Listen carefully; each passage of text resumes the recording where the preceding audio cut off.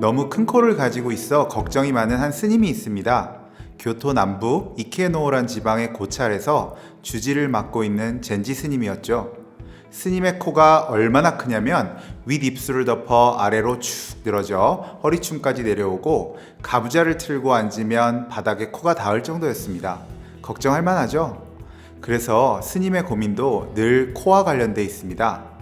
사실 스님이라면 내면의 덕을 쌓는 게 중요하잖아요.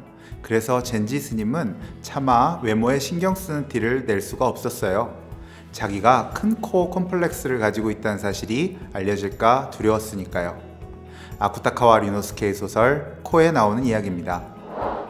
사람들은 젠지 스님의 큰 코를 이상하다, 웃기다 생각하고 있었어요. 다만 사찰의 제일 큰 어른이었기 때문에 그 누구도 스님의 코에 대해 언급하거나 놀리지 못했죠. 젠지 스님은 큰 코를 줄이기 위해 별짓을 다 했어요. 하지만 코는 줄어들기는커녕 점점 커져만 갔습니다. 도무지 코를 줄일 수 있는 방법을 찾을 수 없게 되자 스님은 자신의 큰 코가 아무렇지도 않다는 듯 행동할 수밖에 없었어요. 심지어 경전을 샅샅이 들춰서 훌륭한 위인 중에 코가 컸다는 이가 있었는지 찾아보기까지 했습니다. 자기의 큰 코에 이유와 명분을 가져다 붙이고 싶은 마음이 있었던 거죠. 그러던 어느 날 젠지 스님은 중국에서 건너온 승려에게 큰 코를 작게 만드는 비법을 전수받게 됩니다. 큰 코를 뜨거운 물에 삶아 푹 데친 다음 꾹꾹 누르면 된다는 거였어요. 이게 되겠어요? 스님도 반신반의했겠죠. 하지만 코가 작아지기만 한다면 영혼이라도 팔 기세였던 스님은 진짜로 자신의 코를 증기에 푹 익혔습니다. 그리고는 옆으로 누워 코를 바닥에 축 늘어지게 한 다음 동자승을 불러 밟으라고 했죠. 결과는 어땠을까요? 큰 코는 마치 뜨거운 물에 삶아 깃털이 빠진 새 모양이 됐습니다. 이제는 코가 큰 것만 문제가 아니라 보기에도 더 흉측하게 변한 셈이죠. 그러거나 말거나 젠지 스님은 다행스럽게도 코가 줄어든 것 같다고 생각했습니다. 너무나 만족스러웠어요. 그런데 웬걸 만나는 사람마다 뒤에 가서 자신의 코에 대해 몰래 얘기하고 코가 줄어든 것을 비웃는 거예요. 지나는 사람을 불러 왜 웃느냐, 왜 흉보느냐 물어봐도 제대로 된 대답을 들을 수가 없었습니다.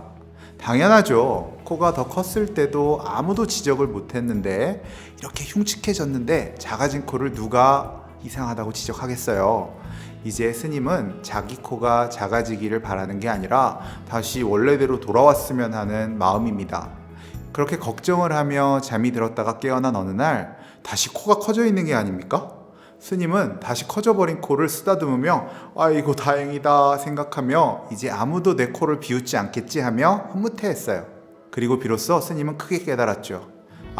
사람들은 타인의 불행을 동정하기도 하지만 오히려 그 불행한 모습에 안도하고 기뻐하기도 하는구나 라고요. 주지 스님의 큰 코는 누구에게나 있는 자신만의 콤플렉스나 치명적 단점, 나쁜 성격을 비유한 걸 텐데요.